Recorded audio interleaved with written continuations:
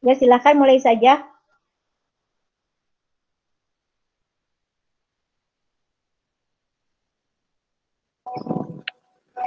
Yes. Assalamualaikum warahmatullahi wabarakatuh. Perkenalkan, kami dari Waalaikumsalam kelompok 7 warahmatullahi.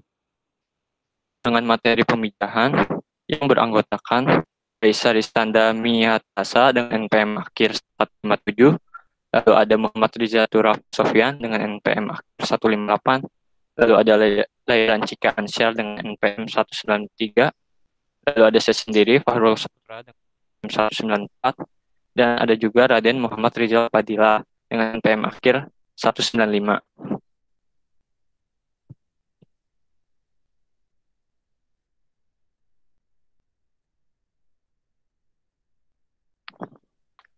Lanjut teh.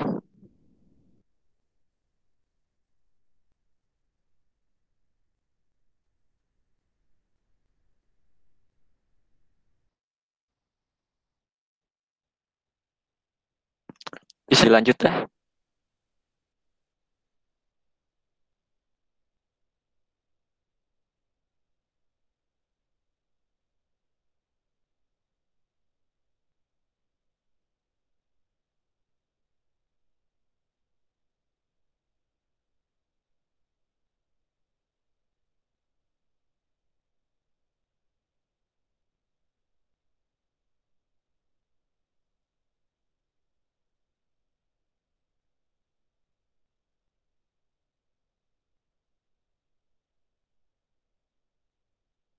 Maaf, mungkin ada kendala. Nah, lanjut.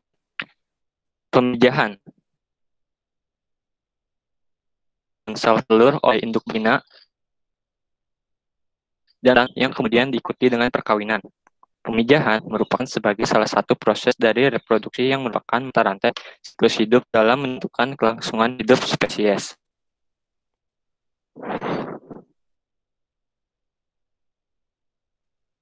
Macam-macam pemijahan ada 3 menurut Gusrina tahun 2008, yaitu yang pertama secara alami, yaitu pemijahan ikan tanpa campur tangan manusia, terjadi secara alamiah, atau tanpa pemberian rangsangan hormon.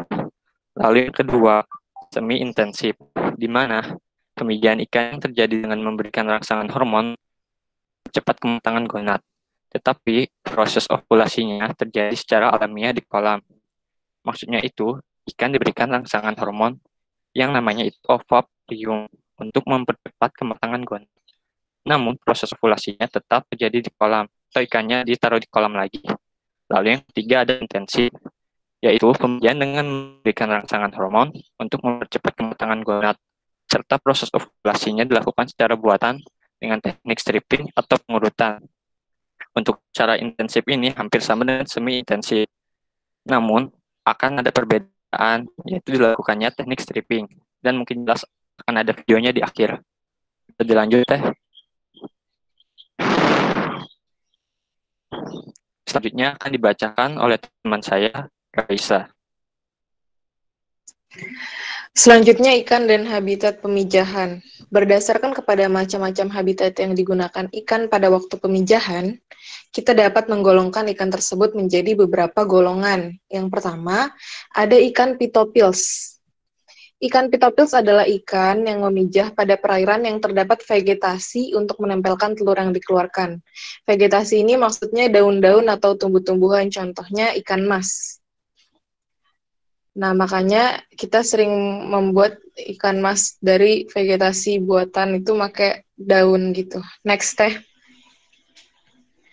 Yang kedua ada ikan litopils. Ikan litopils itu memerlukan dasar batu-batu yang mempunyai kandungan zat asam terlarut untuk keperluan anak-anaknya. Contohnya ikan salmon atau salmo SP yang harus bertelur di sungai, padahal dia adalah hewan laut. Lalu ada ikan samopils atau ikan yang memijah di perairan yang dasarnya berpasir. Contohnya adalah ikan grunion atau Lesterostenius. Next. Dilanjutkan oleh teman saya, Cika. Selanjutnya yaitu tingkah laku pemijahan. Yang pertama yaitu adalah fase prapemijahan.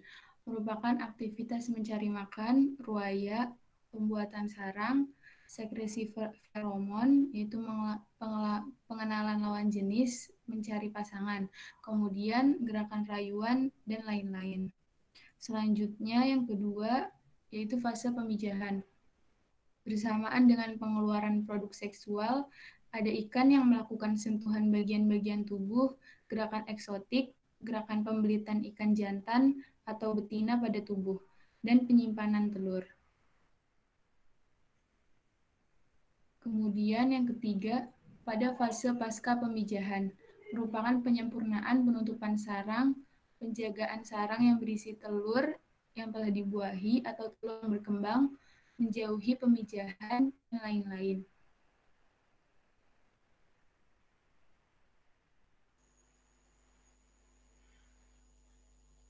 Sehubung dengan pemijahan, ada 3 jenis ikan dan telurnya. Yang pertama, vivipar. Vivipar itu melahirkan anak. Vivipar melangsungkan hidupnya dengan aman, yang berarti ikan vivipar dapat mempertahankan eksistensinya dengan lebih modern. Pada dalam kandungan, ikan vivipar mendapat makanan dari induk. Ikan vivipar juga dibantu oleh alat pembantu khusus pada bagian sirip datar yang berubah menjadi genital. Yang kedua, ovovivipar. Keluar berupa telur dan menetas menjadi anak. Memiliki kuning telur lebih banyak sebagai makanan larva di dalam tubuh induknya. Ikan ovovivipar melangsungkan awal hidupnya dengan aman, menunjukkan bahwa ikan ovovivipar juga lebih modern dalam mempertahankan eksistensinya seperti ikan vivipar. Yang ketiga, ovipar. Bertelur memiliki kuning telur lebih banyak untuk cadangan makanan anak dalam mengawali hidupnya di luar tubuh induknya. Ikan ovipar biasanya berlekun di tas besar atau berjumlah telur yang dikeluarkannya besar untuk mengimbangi tekanan keadaan sekelilingnya dari hal tidak lazim, terutama dari serangan predator.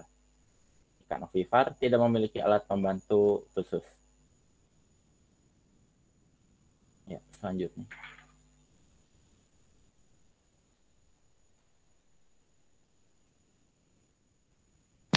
Selanjutnya ada macam-macam kebiasaan pemijahan. Yang pertama itu ada tipe pemijahan menurut Prabu tahun 1956. Terdapat 4, yaitu yang pertama pemijahan hanya berlangsung kali dalam 1 tahun, dalam waktu yang pendek. Kelompok telur yang matang dalam ovari dapat dibedakan dalam kelompok telur stok. Contoh ikannya itu ada ikan kerong-kerong, ikan lendu, dan ikan parang-parang. Lalu yang kedua ada pemijahan berlangsung 1 kali 1 tahun, tetapi dalam waktu yang lama. Lebih lama dari tipe pemijahan yang pertama. Contoh ikannya itu ada ikan lele, ikan terbang. Lalu yang ketiga ada pemijahan berlangsung 2 kali setahun. Contoh ikannya itu ada ikan selar kuning. Yang keempat atau yang terakhir pemijahan sepanjang tahun, tapi terputus-putus. Contoh ikannya itu salah satunya itu ikan teri. Selanjutnya akan dibacakan oleh Teh Raisa.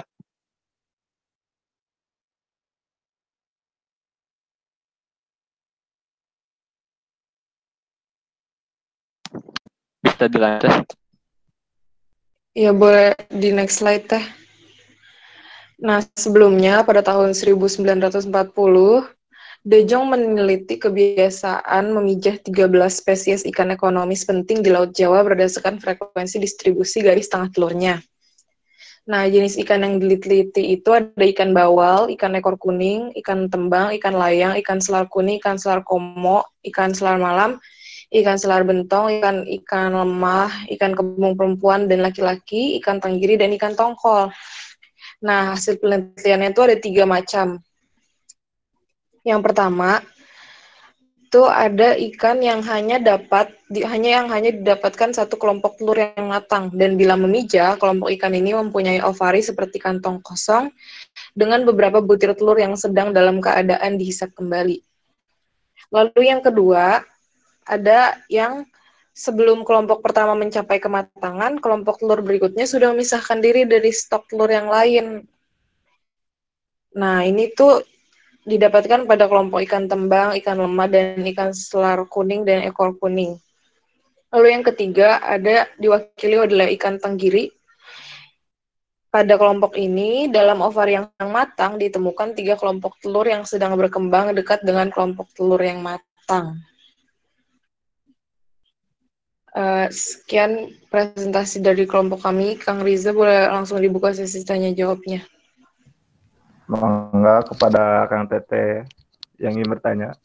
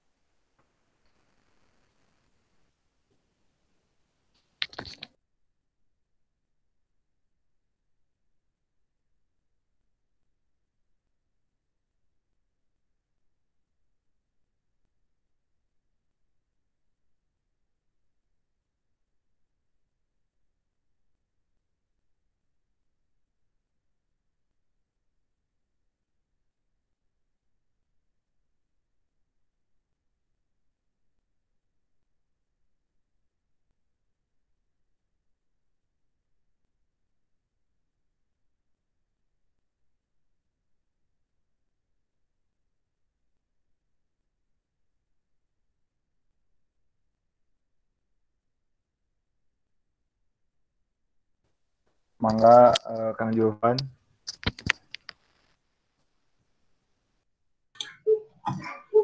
Tes tes.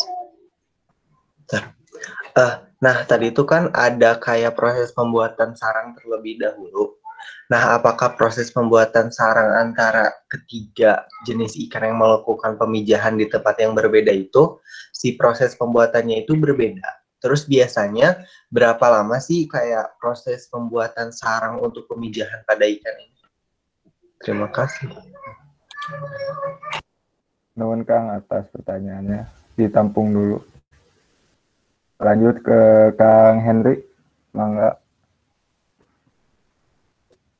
Ya, terima kasih Kang Riza dengan rekan-rekan kelompoknya. Terima kasih Bu Rosida juga sudah memberikan kesempatan.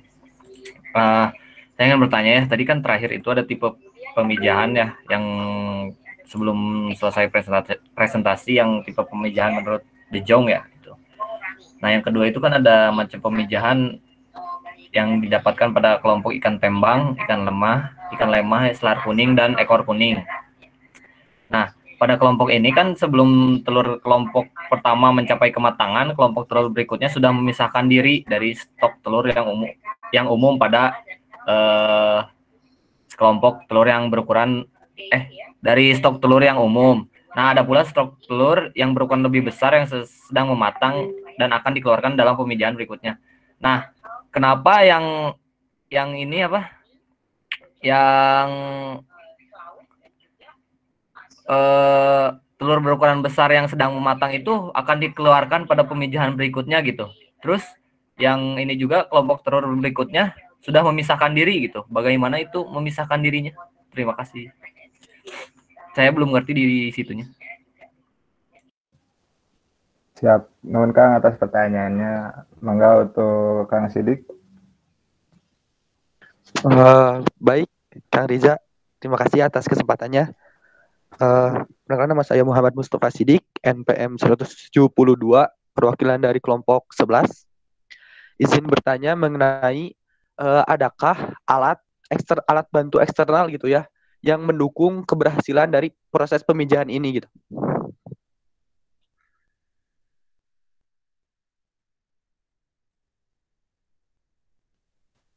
Baik Kang. Nuhun.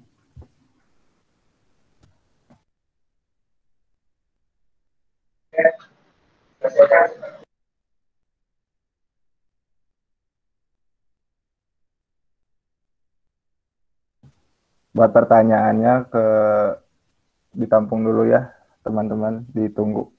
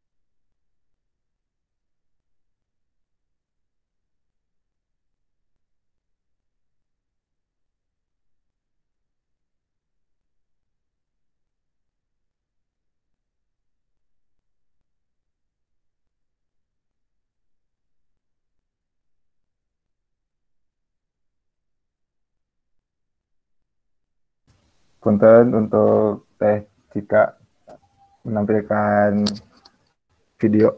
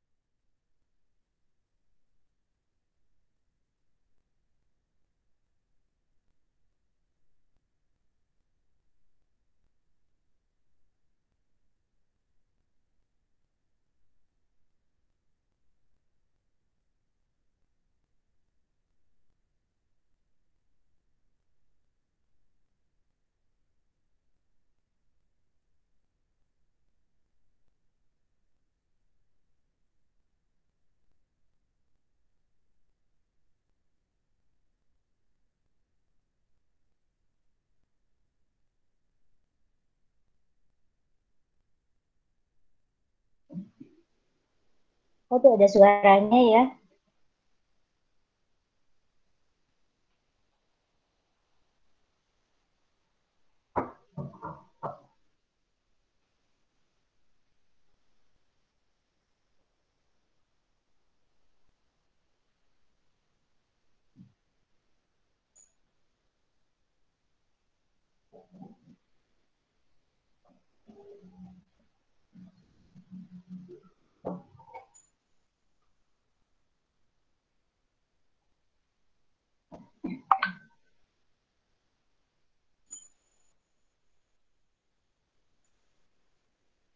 Oh, tidak ada suaranya.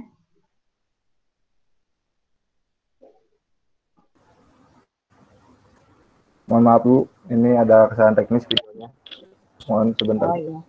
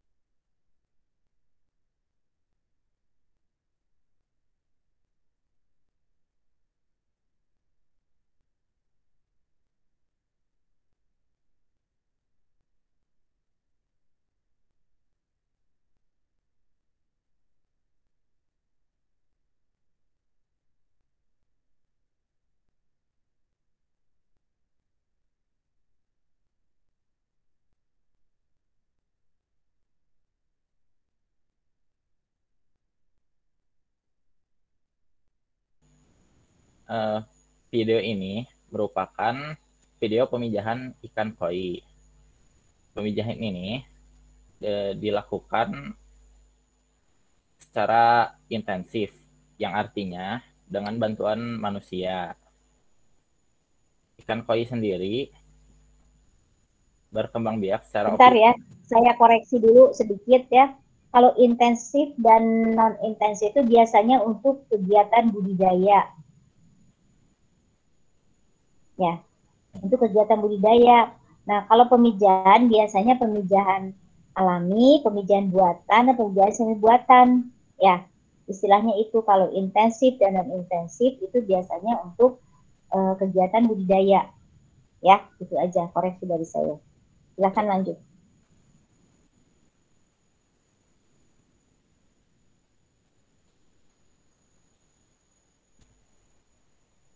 Dalam kegiatan ini, beberapa alat dan bahan yang diperlukan, yaitu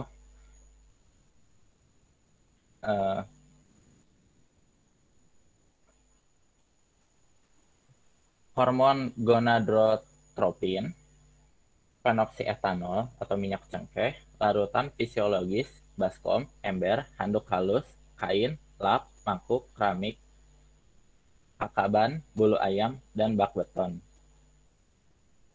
Untuk umur ikan koi sendiri, untuk induk jantan minimal 1,5 tahun dengan bobot minimal 1,5 kg.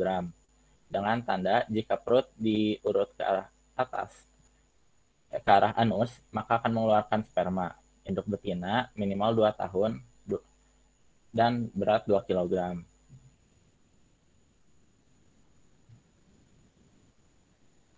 Induk jantan yang umurnya sudah cukup dan beratnya sudah cukup akan disuntikan dengan hormon gonadotropin dengan sebanyak 0,1 mm per kilogram bobot induk. Sedangkan untuk betina 0,5 ml per kilogram bobot induk.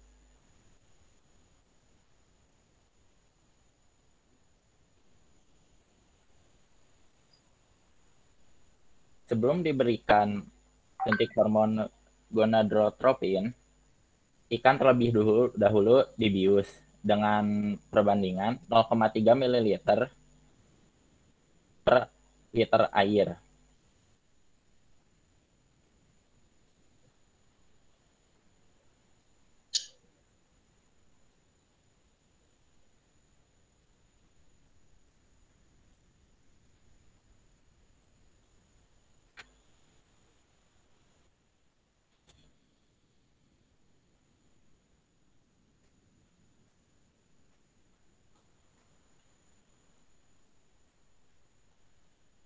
Dalam penyuntikan ini diberikan dengan sudut 45 derajat dan di bawah sisik agar tidak melukai ikan. Setelah dibiarkan selama beberapa saat, ikan diambil kembali dan dibius kembali untuk diambil sperma dan sel telurnya.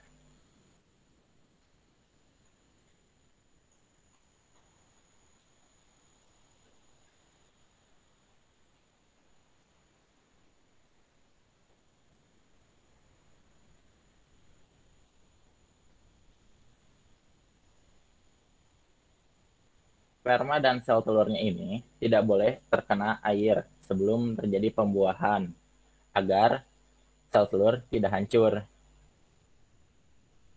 Sel telur dan sel sperma yang sudah disatukan diaduk menggunakan bulu ayam lalu ditambahkan air mineral.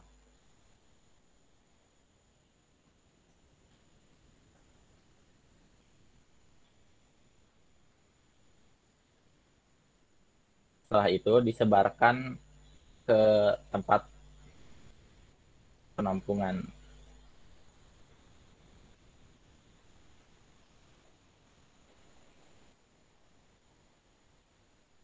Sekian, terima kasih.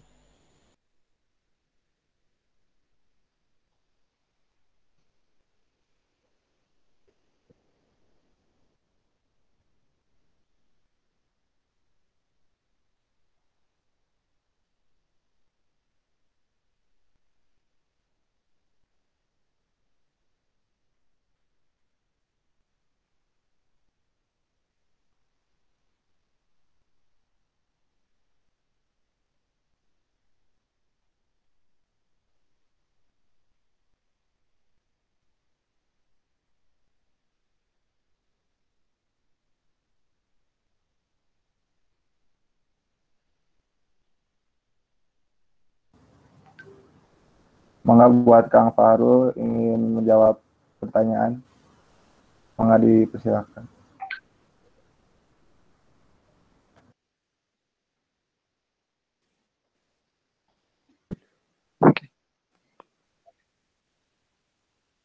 Jawab pertanyaan Henry. Kang, mohon maaf, boleh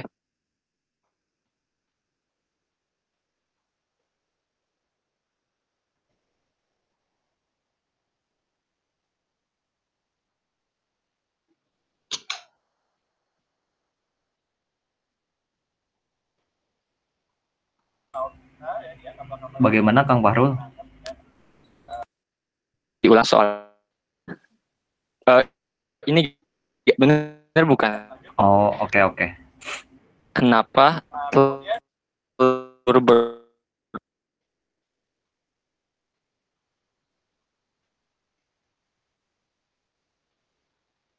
Suaranya tidak jelas. Iya Kang Fahrul, suaranya patah-patah. Mungkin sinyalnya jelek ya Kang Fahrul.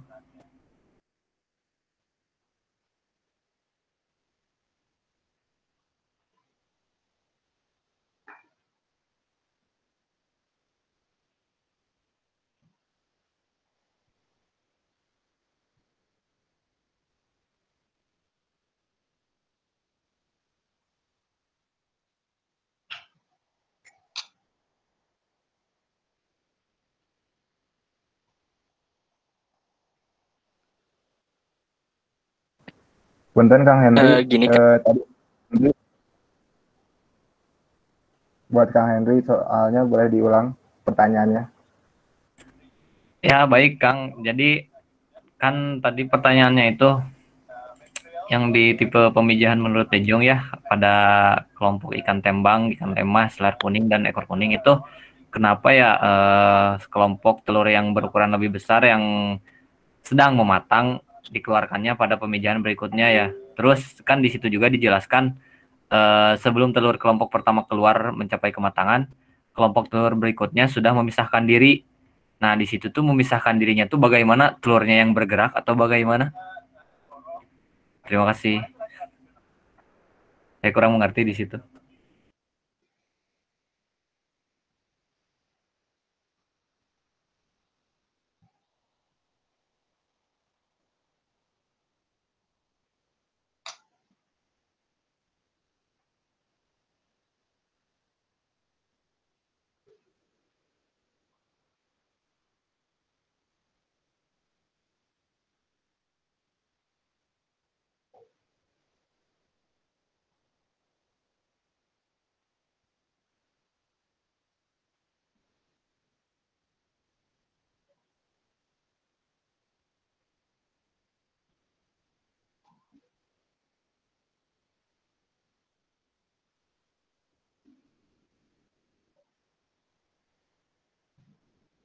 Ayo, silakan jawab.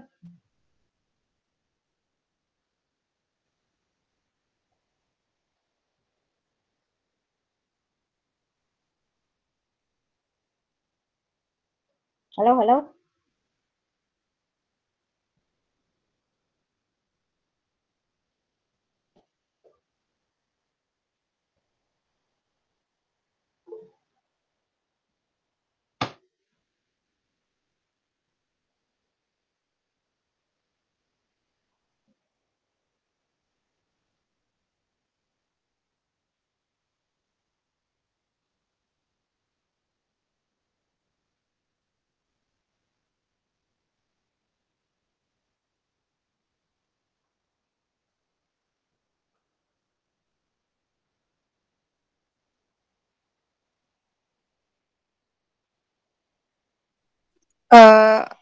Saya mau jawab pertanyaannya Zulfan dulu yang tentang pembuatan sarang.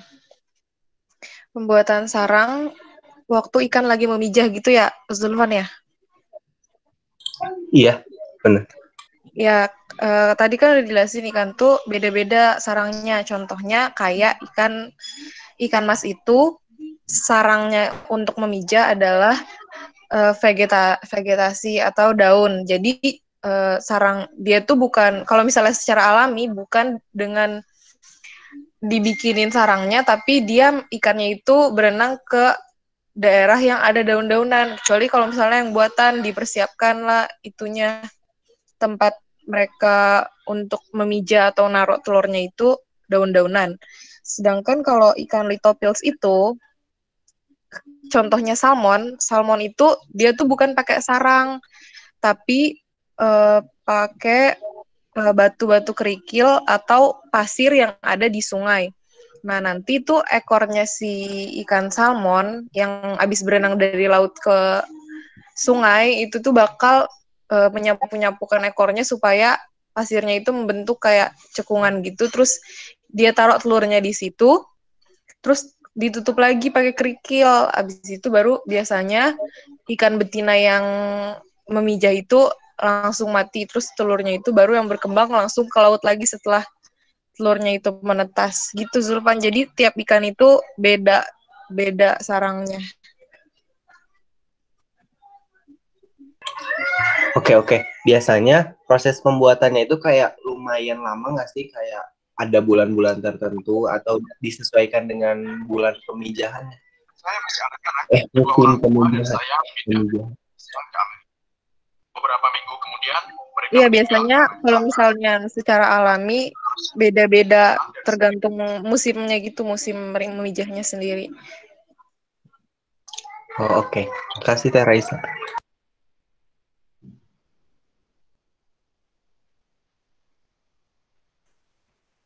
Izin menjawab tadi pertanyaan dari Kang Sidik. Adakah alat bantu eksternal untuk mendukung proses pemijahan? Jawabannya ada, yaitu penyuntikan rangsangan hormon untuk mempercepat kematangan gonad. Nah, nanti itu dilanjutkan ada yang secara alami, ada juga yang dilanjutkan secara buatan. Seperti itu.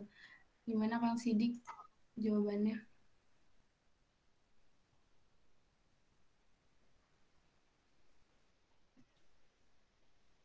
Kalau terkait dengan sarang buatan itu ada nggak? Sebenarnya kayak yang sarang buatan itu untuk proses pemijahannya, alat bantunya.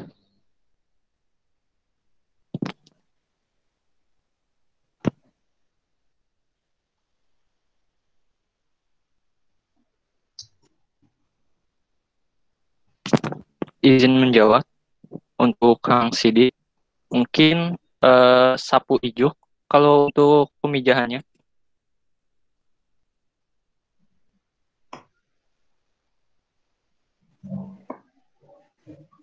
Iya, izin menambahkan tukang sidik. Sekarang tuh banyak pembuatan sarang buatan. Contohnya kayak kakaban yang pakai sapu ijuk, hapa atau jaring kelambu gitu. Dibuat sesuai dengan berdasarkan habitat yang dibutuhkan gitu, Kang.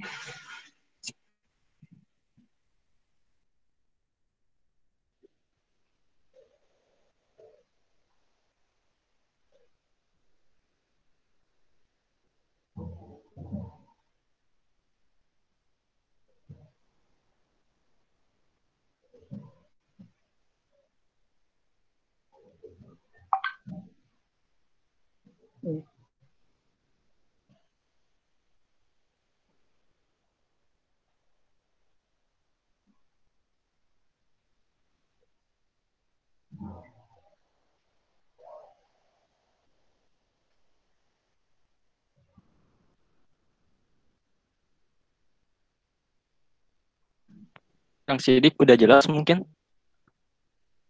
Iya, sudah jelas, Kang. Terima kasih untuk jawabannya. Oke, sama-sama. Mungkin saya akan menjawab pertanyaan Kang Henry. Sebelumnya mohon maaf bila salah.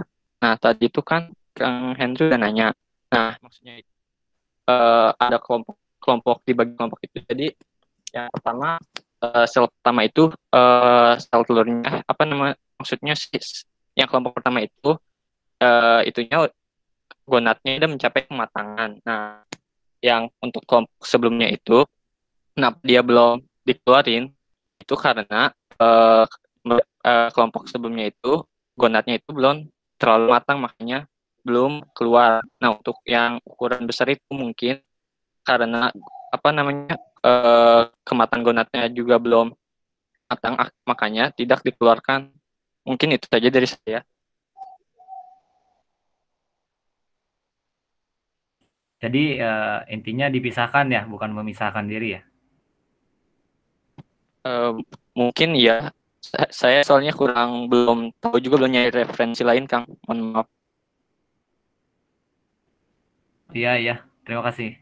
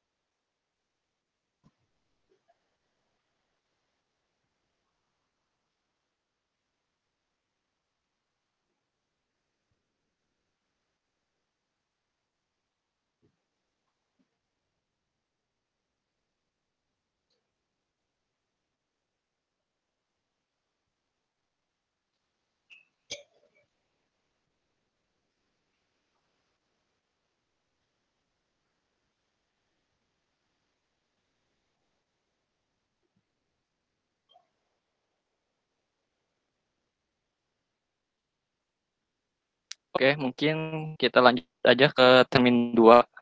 Bisa dimulai, siapa yang mau nanya lagi?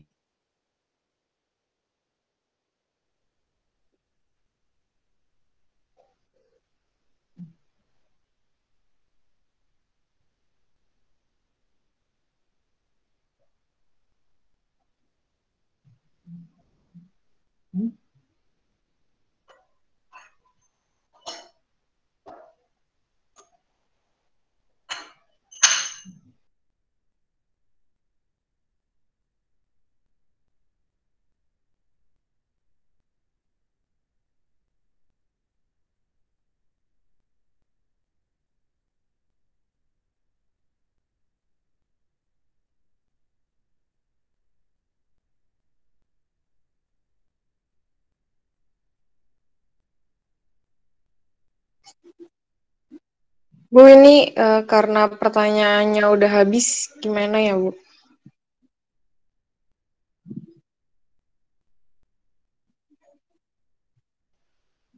Gimana?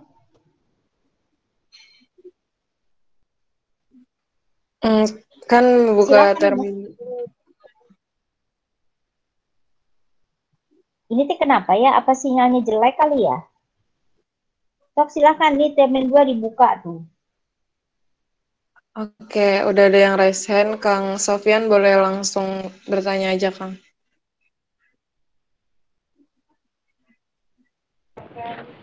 Oke, izin bertanya ya, Kang Teh. Untuk tadi masa pemijahan tiap spesies ikan itu kan berbeda-beda.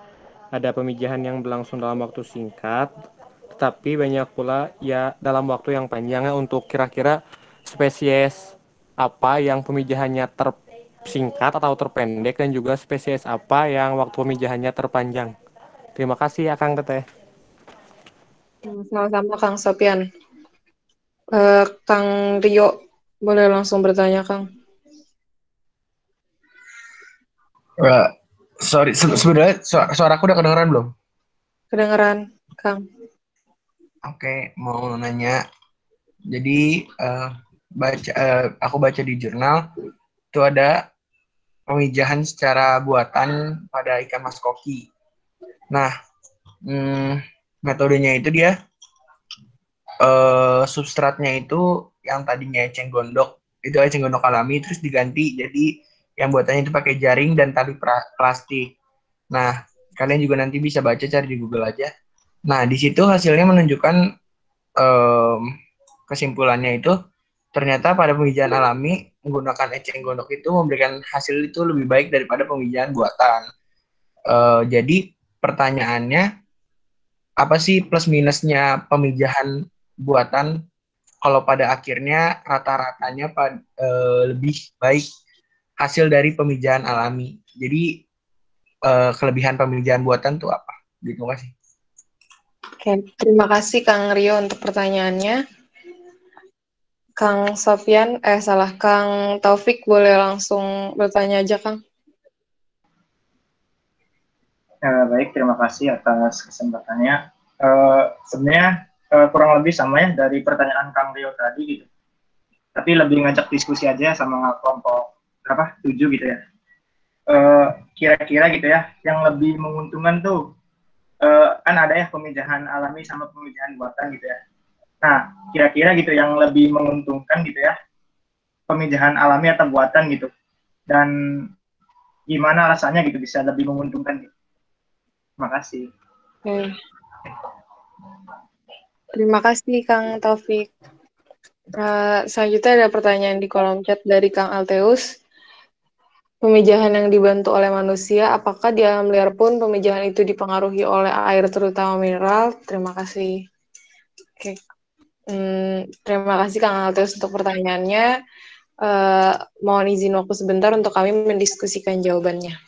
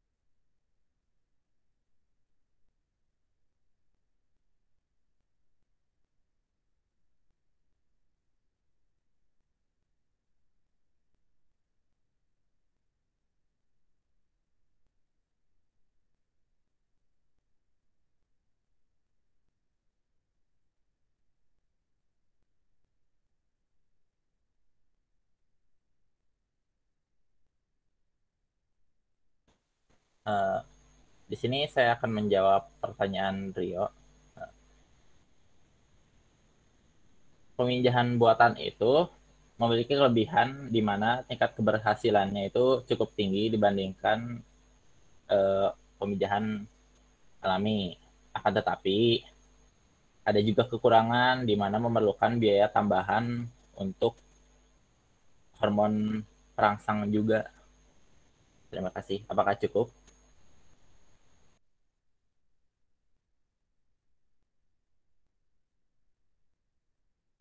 Izin menambahkan untuk pertanyaan Kang Rio sama Kang Taufik.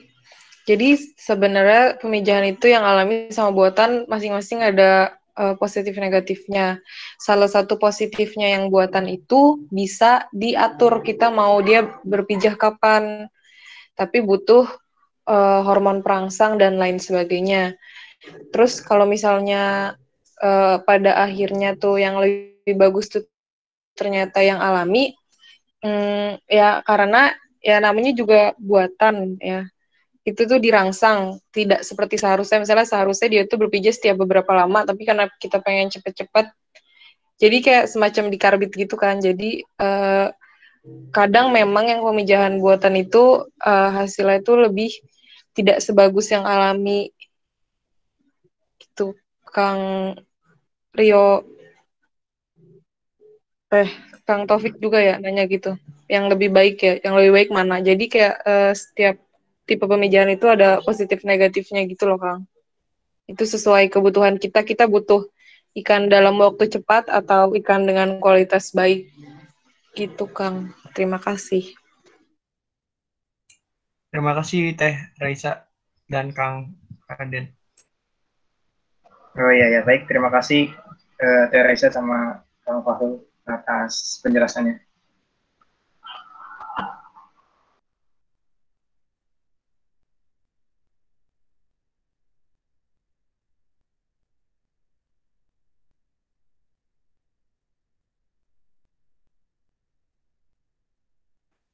Izin menjawab pertanyaan dari Kang Sofian.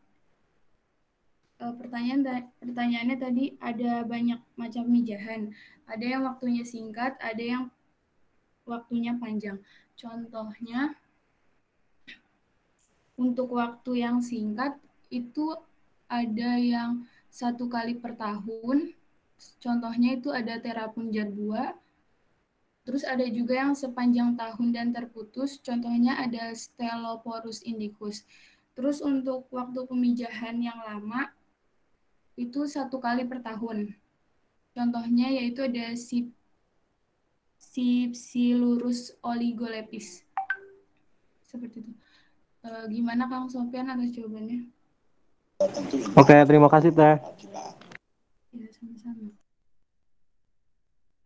Oke, untuk termin 2 udah 3 penanya. Sekarang masuk ke termin 3 tadi ke pertanyaannya Kang Alteus masuk ke termin 3. Pemijahan dibantu manusia, apakah di alam liar pun pemijahan itu dipengaruhi oleh air terutama mineral? Nah, untuk termin 3 apakah masih ada yang ingin ditanyakan?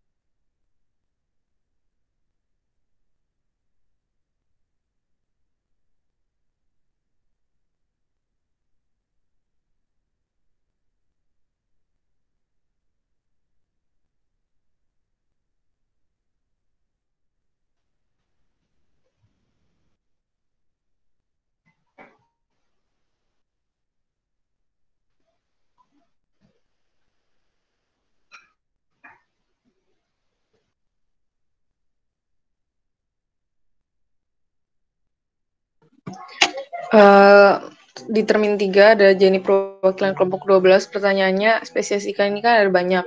Apakah ada pembagian secara periodik untuk mempermudah kita mengetahui fase pemijahannya? Oke, untuk termin 3 masih tersisa 1 kesempatan pertanyaan. Buat teman-teman yang ingin tanyakan sambil kita mendiskusikan jawabannya.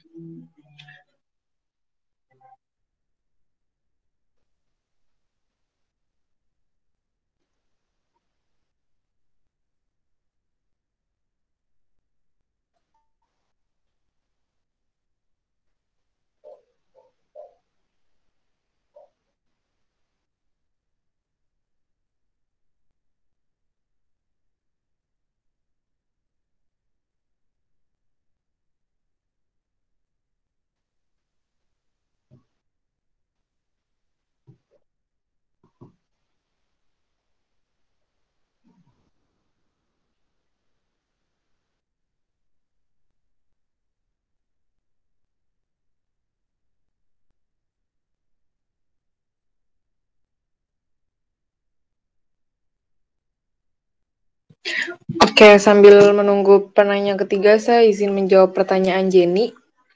Pembagian secara periodik yang memudahkan kita mengetahui fase pemijahannya.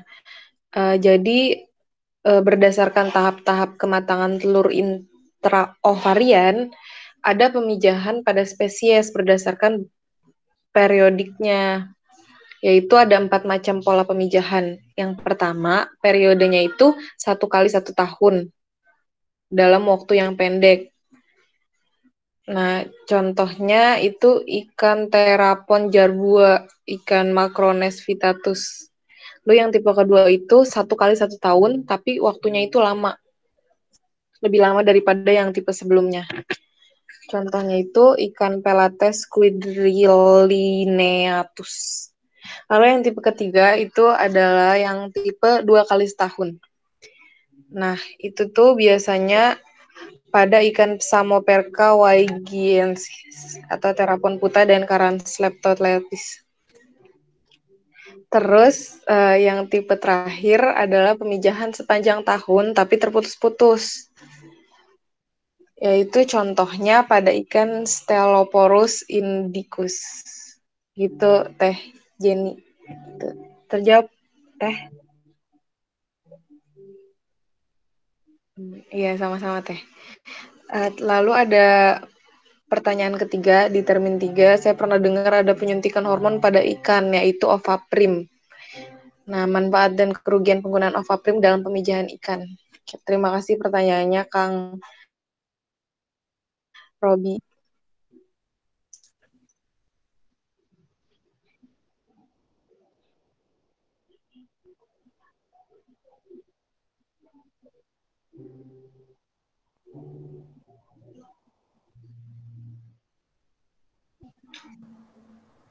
Untuk termin 3 dicukupi ya.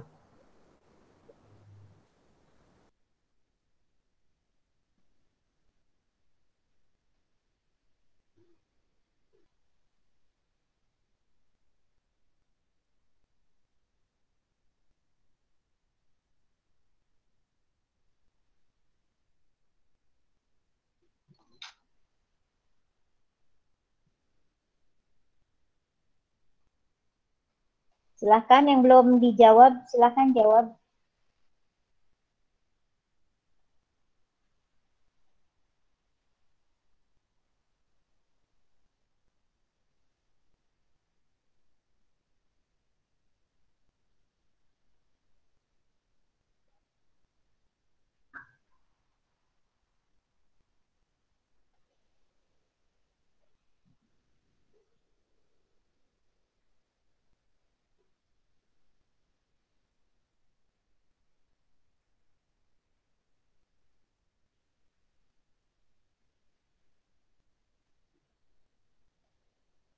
Sudah terjawab semuanya pertanyaannya?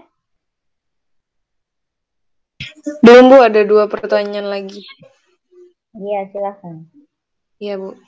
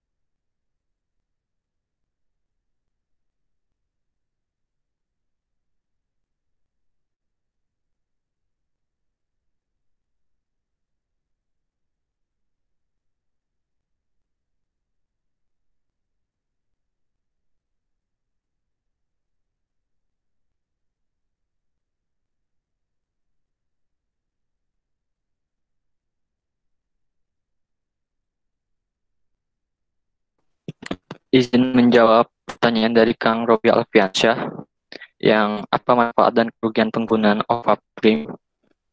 Untuk manfaatnya itu, kita dapat meningkatkan pembuahan dan penetasan yang lebih tinggi dan lebih optimal. Nah, untuk kerugiannya itu, karena di saat menggunakan Ovaprim itu akan melakukan teknik stripping yang mengakibatkan diurutnya perut yang mengakibatkan kalau salah itu pendarahan yang sehingga protein pecah dan mengental lalu menyumbat mikotil yang akan mengakibatkan ikannya itu susah dalam melakukan pembuahan secara alamiah. Mungkin nanti akan ditambahkan oleh teman saya. Sekian, terima kasih.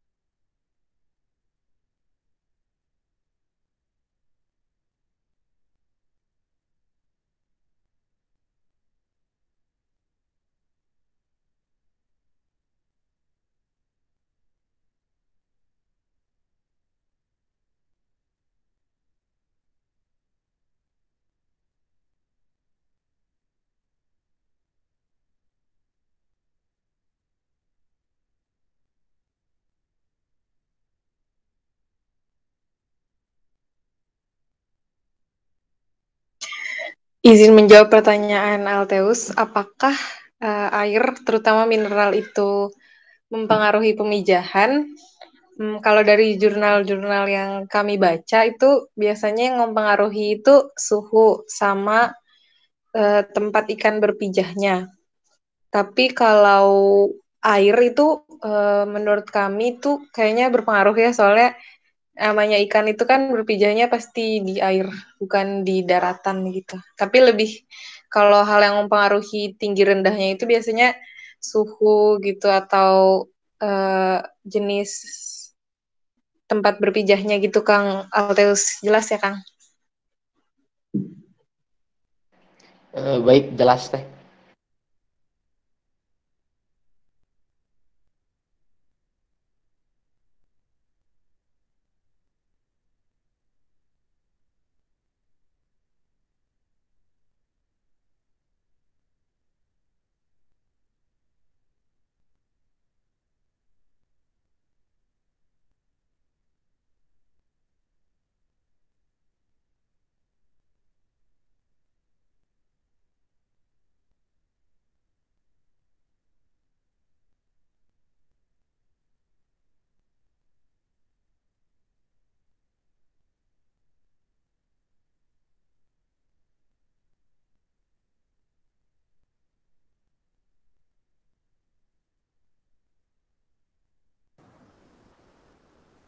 Baik, udah terjawab semua Kang Tete. Terima kasih atas perhatiannya. Mohon maaf atas kesalahan kata-kata. Wassalamualaikum warahmatullahi wabarakatuh. Waalaikumsalam warahmatullahi wabarakatuh. Baik, saya ulas sedikit ya. Coba PowerPoint-nya dari yang awal bisa dibuka lagi.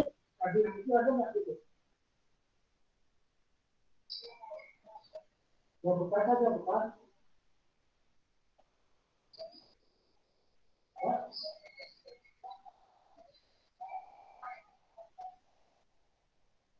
Oh iya. Cuma ini untuk tombol on-off-nya gimana itu?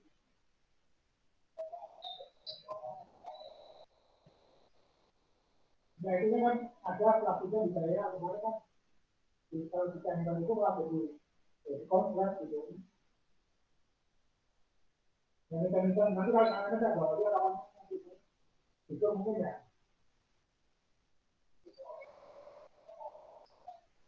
Nah ini berapa total pelaku itu? Ini sudah Bu dibuka pada slide berapa ya Bu?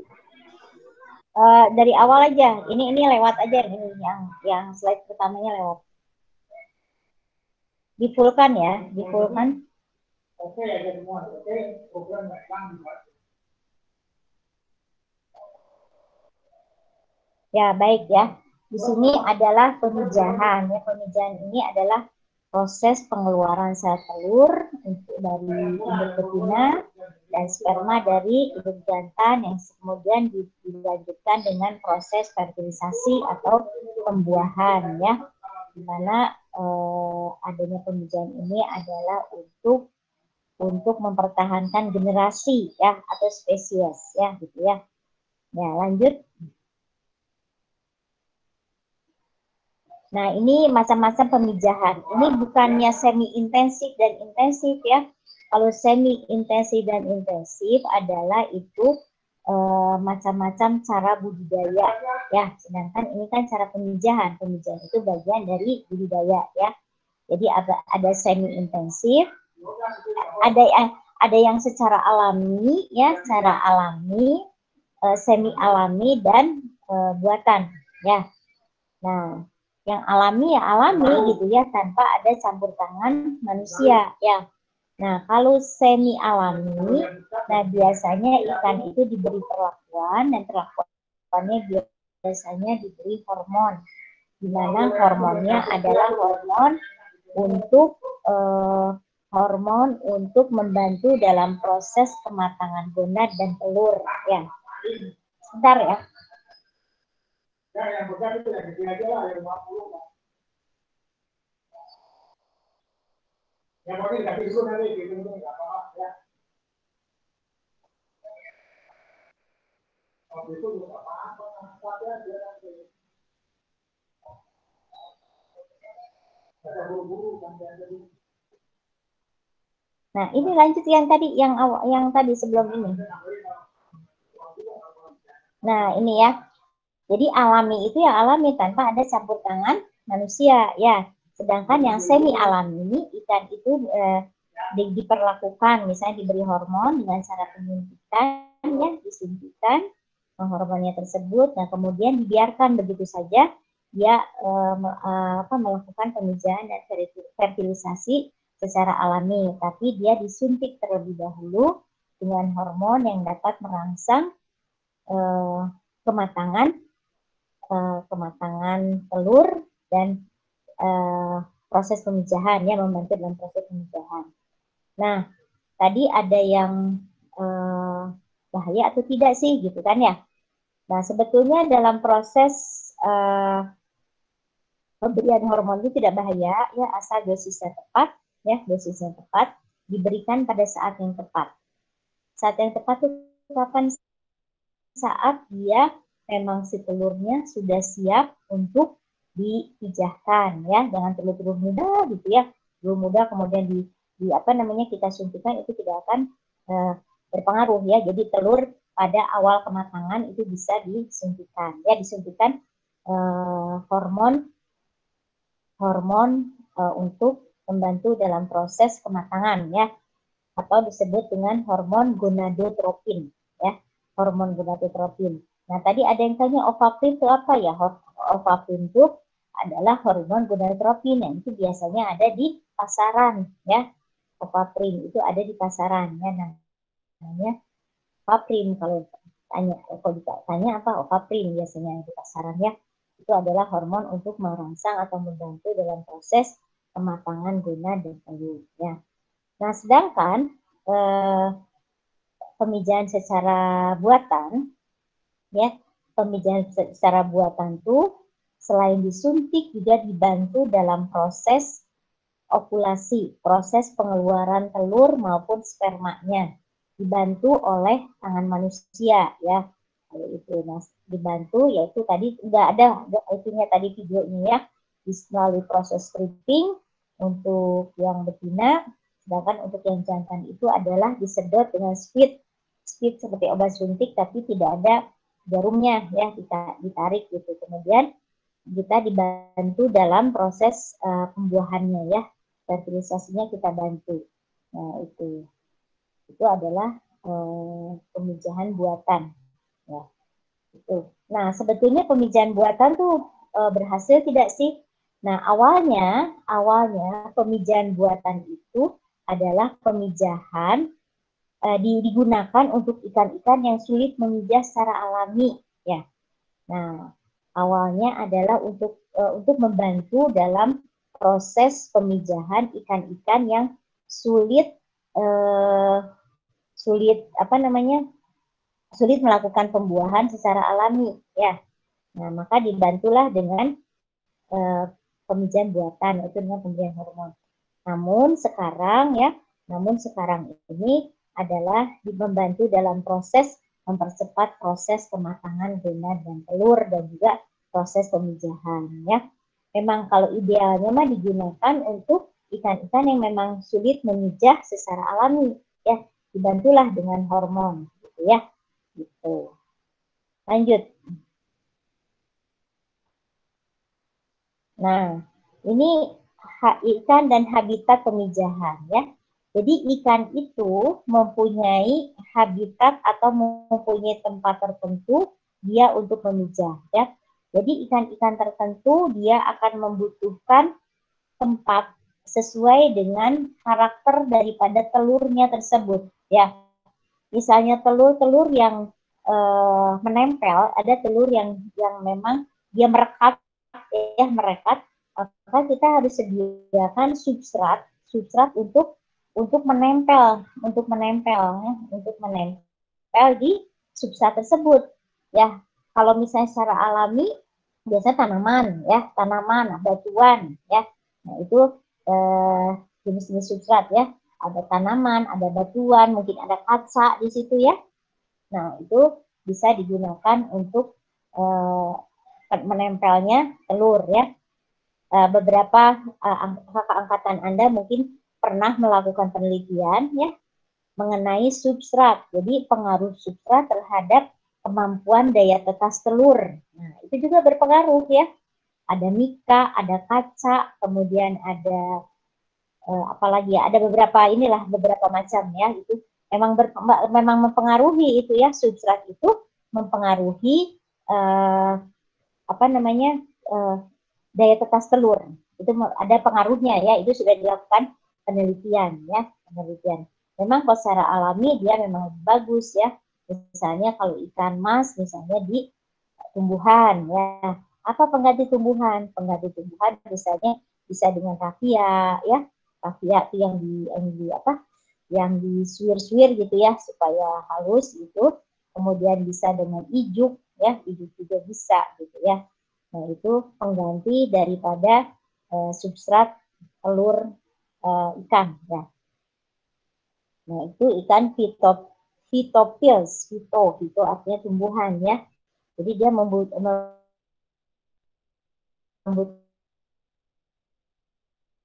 tumbuhan untuk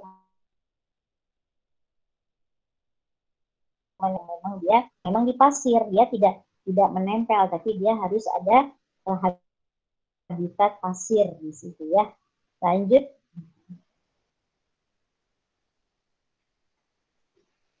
Nah, ikan lithophils yang merupakan dasar berbatu-batu yang mempunyai kandungan zat asam terlarut untuk keperluan anaknya, ya.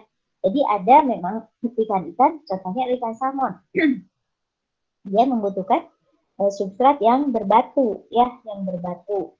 Nah, di sini adalah memang karakter si telurnya membutuhkan itu, ya. Kemudian ikan samophils, kemudian di perairan yang dasarnya berpasir. Nah, yang tadi saya bilang, ya, ada yang dasarnya berpasir, ya, membutuhkan pasir. Nah, lanjut. Nah, tingkah laku pemijahan ikan. Nah, tingkah laku pemijahan ikan itu dimulai dari fase pra-pemijahan, ya. Jadi sebelum pemijahan itu apa yang dia lakukan, ya. Sebelum melakukan pemijahan, biasanya ikan itu terutama yang jantan, ya, yang jantan itu akan lebih gesit, lebih lincah dibandingkan yang betina. Nah, yang betina biasanya, apalagi kalau ikan-ikan yang punya warna itu warnanya lebih cerah, perutnya buncit gitu, ya, kalau yang betina itu. Nah, diawali dengan proses kejar-kejaran lah gitu, ya. Nah, kemudian fase pemijahan, sebelum waktu pemijahan juga untuk yang jantan biasanya mereka membuat sarang, ya, membuat sarang. Nah, itu tadi sudah disebutkan, pengganti sarang itu bisa dari bisa dari ijuk ya, bisa dari apa namanya kayu-kayu gitu ya yang di apa namanya kayu-kayu yang dibelah-belah tipis. Nah itu ya, itu adalah pengganti daripada sarang ya.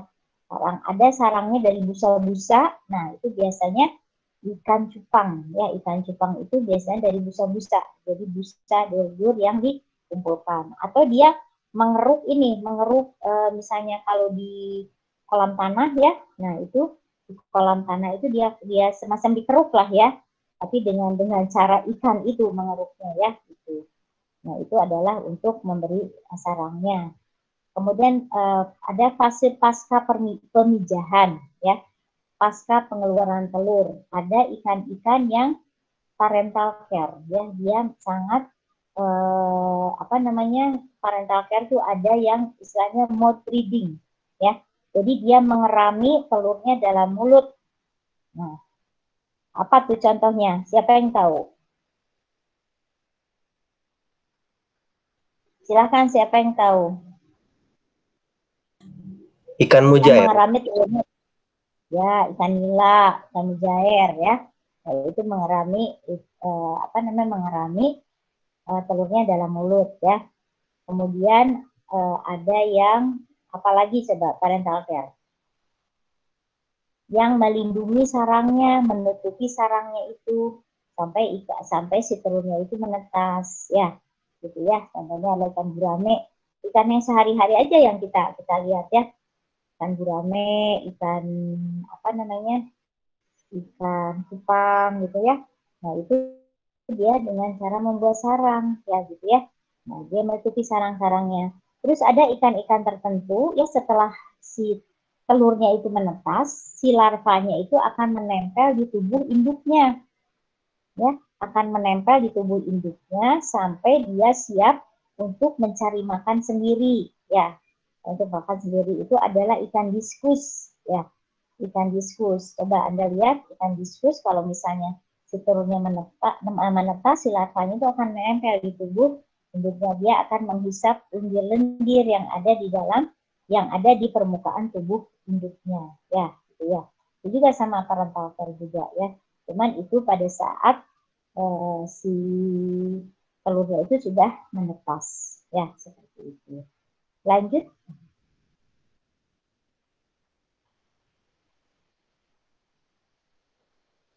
Silahkan dilanjutkan. Nah, fase prapemijahan itu ya, ada yang berbuaya, membuat sarang ya. Jadi untuk ikan-ikan yang berbuaya, dia berbuaya dulu ya, seperti ikan sidat ya, ikan sidat atau ikan salmon ya. Dia berbuaya dulu ya, itu adalah fase prapemijahan, sebelum pemijahan ya. Selain ada yang membuat sarang, ada yang berbuaya, ada yang mencari makan ya. Nah, ini mengenali lawan jenis ya, mengenali lawan jenis tadi yang dia melakukan atraksi-atraksi gitulah ya untuk merangsang untuk mencari perhatian ya si lawan jenisnya itu ya. Gitu. Lanjut. Nah, fase pemijahan ya. Misalnya pengeluaran produk seksual, gerakan melengkapi sentuhan bagian-bagian tubuh, gerakan eksotik, gerakan pemberitaan ikan jantan dan betina pada tubuh, dan penyiraman telur. Nah, biasanya antara pengeluaran telur dan sperma itu bersamaan, ya, bersamaan pengeluaran telur dan sperma itu. Karena si telur juga, si mikrofil itu akan membuka tidak lama, ya. Mikrofil itu adalah tempat masuknya sperma pada telur. Nah, begitu dia dikeluarkan, tidak lama dia membukanya kemudian menutup kembali. Jadi, maka di sini adalah proses pengeluaran telur. Kalau misalnya nanti pemijahan buatan, proses pengeluaran telur dan pengeluaran sperma itu tidak lama, ya, hanya beberapa detik saja, gitu ya. Jadi harus cepat dibuahi. Ya, lanjut. Nah, penyimpan sarang. Nah, ini penyimpan sarang, penjagaan sarang yang berisi telur atau telur yang berkembang menjauhi pemijahan dan yang lain. Ya, Jadi ini adalah fase pasca pemijahan. Biasanya ikan-ikan yang punya sarang itu dia akan si jantannya akan menjaga sarangnya, ya, akan menjaga sarangnya, dia akan tidak jauh-jauh dari sarangnya tersebut, ya, gitu ya. Gitu. Atau tadi yang tadi saya bilang dengan mouth breather itu dia mengerami si telurnya dalam mulut, ya. Nah, lanjut. Nah, ini ada 3 jenis ikan, ya. Ada ikan yang vivipar itu ada melahirkan anak. Ovovivipar itu melahirkan atau mengeluarkan telur kalau ovivipar. Siapa jawab? Keluar berupa telur dan menetas menjadi anak. Nah, apakah kalau yang ovipar itu keluarnya apa? Anak atau apa kalau vivipar? Ovipar dan ovipar apa bedanya? Silahkan saya menjelaskan. Menjawab, Bu. Izin. Ya. Kalau untuk ovipar sendiri yang dikeluarkan itu telur, Bu. Selanjutnya juga si telurnya itu nanti akan menetas sendiri, Bu. Nah, sedangkan kalau ovovivipar itu si telurnya itu masih di dalam tubuh, lalu si telurnya sendiri menetas di dalam tubuh indukannya tersebut, Bu. Jadi nanti yang dikeluarkan itu langsung anakannya bersama cangkang telur yang telah pecahnya, Bu. Ya, betul ya. Jadi kalau vivipar itu jelas melahirkan, dia mengeluarkan anak, ya, mengeluarkan anak, ya. Nah, di situ kalau vivipar itu biasanya sperma yang telur yang sudah dibuahi oleh sperma itu ada di dalam tubuh si induk betina. Nah, si induk betina itu dia masih butuh suplai makanan dari si induknya. Itu yang vivipar, ya. Nah, kalau ovovivipar dia bertelur, ya. Dia bertelur, telurnya dibuahi. Nah, setelah telurnya dibuahi itu, si telur itu akan keluar dari keluar dari rongga dari gonad, ya, keluar dari gonad, dia akan keluar menjauhi gonadnya, kemudian dia akan di ovidak. Ovidak itu adalah saluran pengeluaran telur. Nah, si telur yang sudah dibuahi itu akan di ovidak. Di ovidak, kemudian dia akan menetas, ya, akan menetas mengeluarkan anak. Tadi betul, ya. Jadi keluar bersama si telurnya yang sudah menetas itu, gitu, ya. Nah, biasanya kalau ovovivipar itu si telurnya tuh banyak mengandung zat kuning telur, ya, banyak mengandung zat kuning telur yang akan yang dibutuhkan oleh si embrio ini untuk nutrisinya, ya, untuk nutrisinya, gitu ya. Nah, sedangkan kalau bertelur ya jelas telur juga, bedanya ovovivipar dan vivipar itu, ya. Kalau vivipar itu kuning telurnya sedikit, kalau ovovivipar itu telurnya banyak, ya, hampir sama dengan ovipar. Jadi ovipar dan ovivipar sama telurnya, kuning telurnya banyak maksud saya, karena itu untuk cadangan makanan, ya. Jelas, ya. Jadi kalau ovipar itu dia akan keluar menuju ke ovidak. Ovidak itu adalah tempat pengeluaran telur. Nah, dalam ovidak itu nanti dia akan menetas menjadi anakan. Nah, barulah keluar di situ. Ya. Jelas?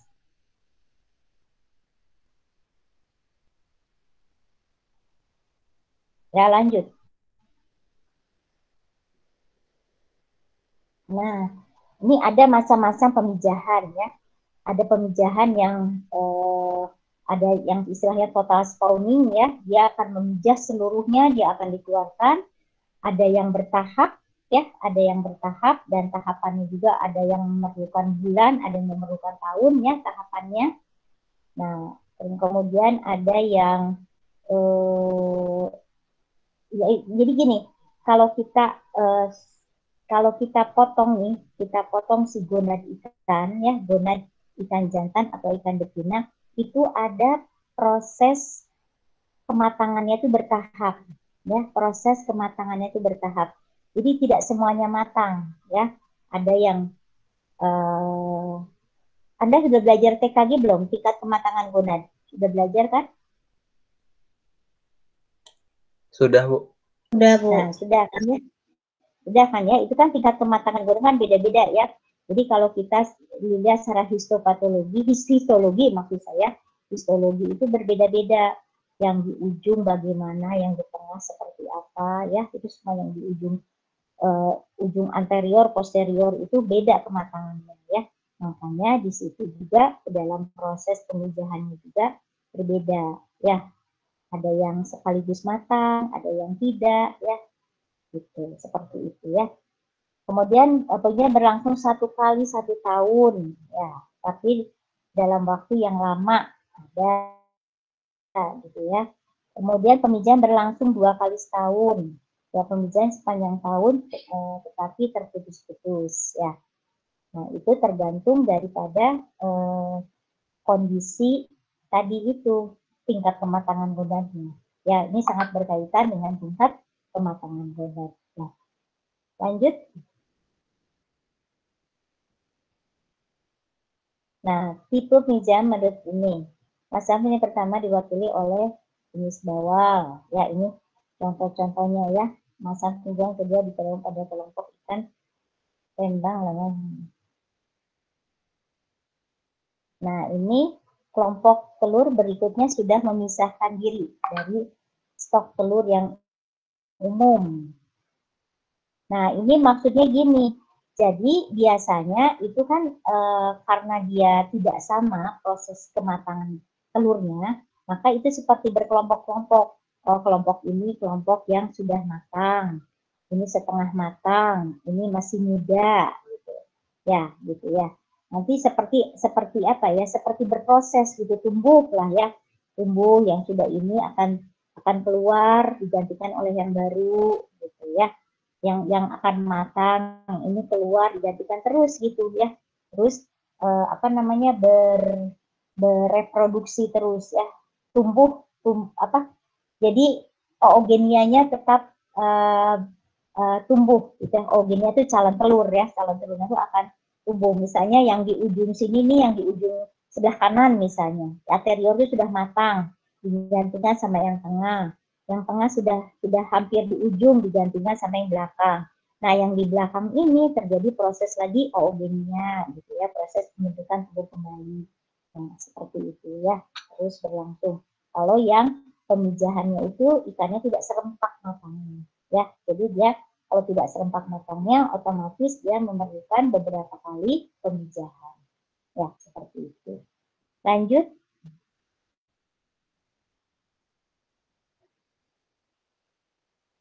Udah habis?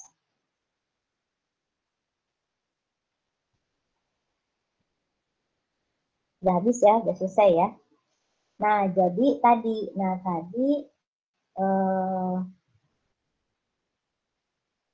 pemijahan buatan tidak lebih baik dari pemijahan alami. Nah, itu tergantung daripada keperluan kita ya. Misalnya untuk ikan-ikan yang sulit memijah itu pemijahan buatan itu lebih baik ya. Tapi memang seperti tadi ya, siapa tiga dan siapa bagus tuh. Jadi dalam pemijahan buatan itu kan dilakukan stripping ya, dilakukan stripping itu adalah untuk mengeluarkan telur yang memang sudah matang ya. Khawatirnya tadi ada ikan yang saya bilang kematangan itu tidak sama, khawatirnya ada telur yang masih muda terbawa ya. Telur yang masih muda karena strippingnya tersalah gitu ya, strippingnya terlalu kuat, itu bisa terbawa yang muda juga, yang belum matang juga gitu ya. Gitu. Jadi memang ada positif negatifnya ya. Gitu. Tapi memang kalau misalnya kita bisa sudah pengalaman ya, maka kita tahu bagaimana cara menstrippingnya supaya aman. Jadi hanya telur-telur yang sudah tua saja yang bisa dikeluarkan. Ya. Kemudian Nah, pemijahan buatan dipengaruhi tidak oleh kondisi perairan atau kualitas air. Maksudnya apa nih? Saya tidak ngerti. Pemijahan buatan dipengaruhi tidak oleh kondisi perairan. Ya jelas ya, kondisi kualitas air itu sangat mempengaruhi dari mulai telur, larva, benih sampai dewasa itu kualitas air memang sangat mempengaruhi, apalagi pada saat telur ya. Telur itu memang suhu yang berperan di sini ya. Jadi suhunya jangan minimal tidak ada fluktuasi suhu yang terlalu jauh ya. Tidak ada fluktuasi suhu yang terlalu jauh ya. Kalau terlalu jauh itu sangat mempengaruhi metabolisme ya. Metabolisme daripada telur, walaupun itu telur tapi ada di situ proses metabolismenya ada di situ ya. Gitu. Nah, tadi ovaprin udah ya. Ovaprin itu semacam hormon gonadotropin. Jadi hormon yang mempengaruhi gonad atau kematangan gonad. Ya, kemudian, nah berapa lama proses pembuatan sarang? Nah, ada yang bilang misalnya 1 hari, ada yang bilang 2 minggu ya. Nah, itu memang tergantung daripada jenis ikannya. Yang jelas dalam proses pembuatan sarang itu adalah pada saat ikan itu sudah siap untuk memijah. Ya, pada saat ikan siap memijah, maka si jantan itu dia akan membuat sarang. Ya, itu memang sudah naluri ya, dikasih naluri. Nah, ada nalurinya. Nah, itu biasanya bisa 1 hari, bisa sampai 2 minggu gitu ya dalam proses pembuatan sarangnya. Kemudian tadi alat bantu eksternal. Nah, alat bantu eksternal itu maksudnya apa? Tadi mungkin ya, yang misalnya ijuk, kemudian ada batu-batu ya, ijuk batu-batu sebagai pengganti substrat. Mungkin itu maksudnya ya, dalam membantu dalam proses pemijahan ya. Ingat ya, substrat itu sangat menentukan keberhasilan proses penetasan telur yang dipijahkan ya. Itu sangat berpengaruh ya. Baik, itu saja yang bisa saya sampaikan. Yang lain ada pertanyaan lagi, silahkan. Kalau masih ada pertanyaan.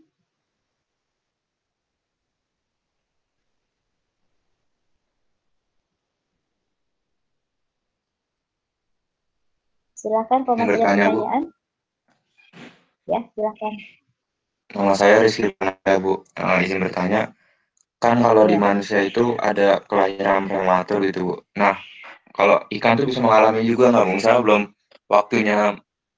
waktunya gitu, tapi udah keluar gitu, Bu.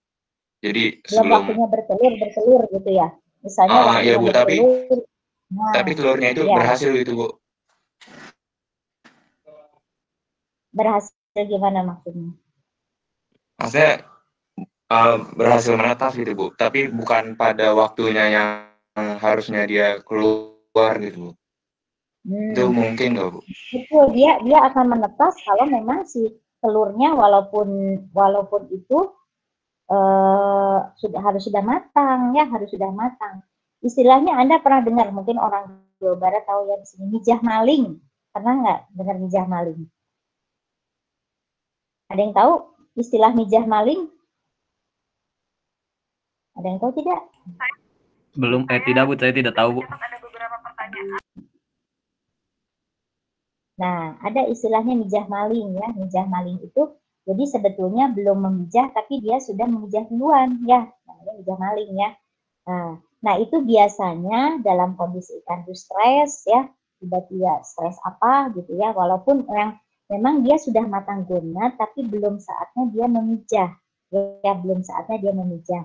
Nah, karena pengaruh stres, nah itu bisa dia tiba-tiba mengeluarkan telur lebih cepat, mengeluarkan telur lebih cepat. Itu ada, bisa begitu ya. Gitu. Jadi karena stres itu bisa seperti itu. Ya. Gitu.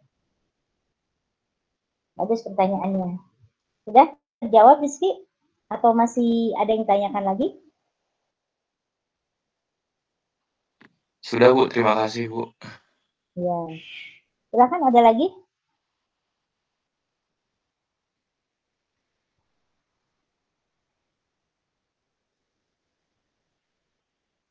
Nah, nampaknya tidak ada ya. Kalau tidak ada, kalian UTS kapan?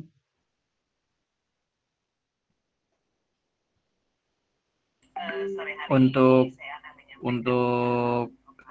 kemarin tadi tuh biokim itu minggu depan kalau nggak salah, Bu. Biokim, kok biokim sih? Nggak, maksudnya jadwal UTS itu minggu depan sepertinya, Bu. Bukan sepertinya. Minggu depan kalian UTS ya, minggu depan kalian UTS. Ya, Bu. Materinya minggu depan berarti tanggal berapa? Tanggal 7 mungkin, Bu. Tanggal 7 ya. 7, Bu. Ya, tanggal 7 kalian UTS. Nah, materinya sampai dengan materinya Bu Yuli. Ya. Nah, materi yang ini pemijahannya tidak masuk ke dalam UTS. Jadi materi ini adalah nanti untuk UAS, ya.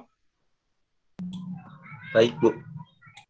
Ya, guys. Nah, setelah UTS dilanjut lagi dengan saya yang melanjutkannya untuk kelompok selanjutnya, ya. Untuk prestasi kelompok selanjutnya dilanjutkan setelah UTS, ya. Ada pertanyaan? Ya. Dari saya cukup, Bu. Cukup ya. Ya, kalau tidak ada pertanyaan, saya cukupkan dulu pertemuan kali ini sampai di sini ya. Kita tutup dengan bacaan hamdalah. Alhamdulillahirrahmanirrahim. Wassalamualaikum warahmatullahi wabarakatuh. Waalaikumsalam. Assalamualaikum warahmatullahi wabarakatuh. Terima kasih Bu izin keluar.